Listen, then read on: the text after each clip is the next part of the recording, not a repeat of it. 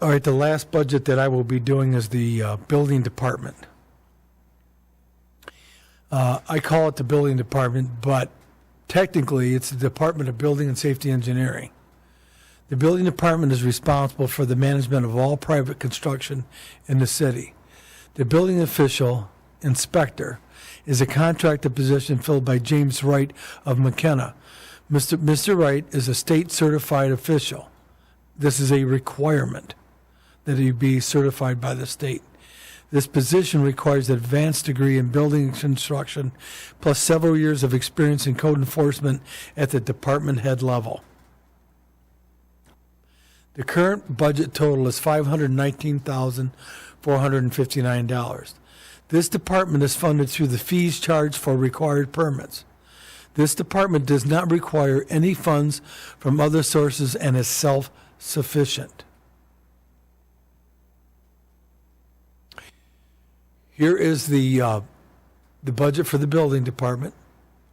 Again, it has those items in there that you may see some different ones within this department because of the planning and zoning, but other than that, it's all contractual wages and benefits that are required, and either under McKenna contract or the employees that we have that work in there. The building department proposed 2021 budget has been reduced by $27,000.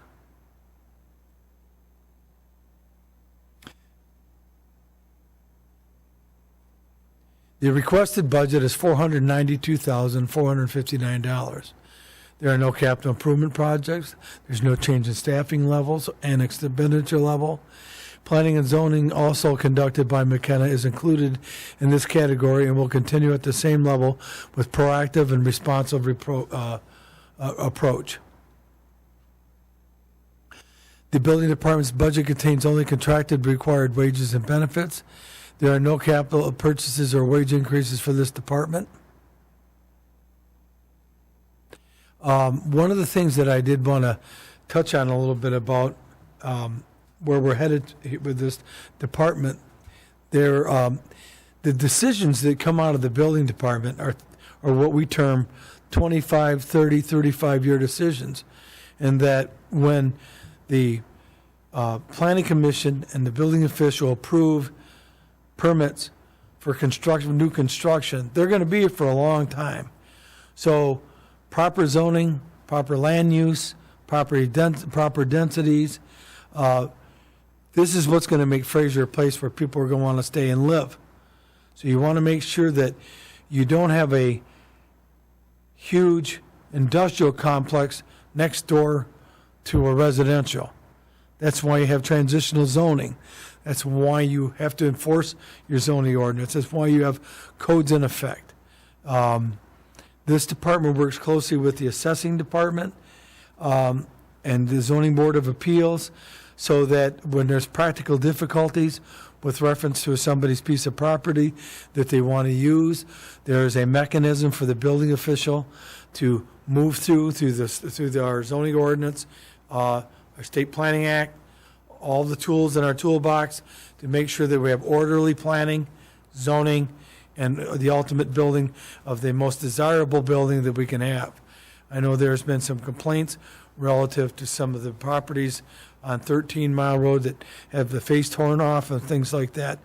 We are staying after these people as best we can. We have site plans that are being submitted for some of these properties, and we're doing whatever we can to be proactive and helpful to get these properties done. So with that, I thank you very much. Go through these budgets at your leisure. Again, they will be on the website. You can look at them, look at the line items in there. Again, there's nothing magical here. The budgets have been gone through with a fine-tooth comb for the last 3 years. The city council has made significant reductions where we can. And again, with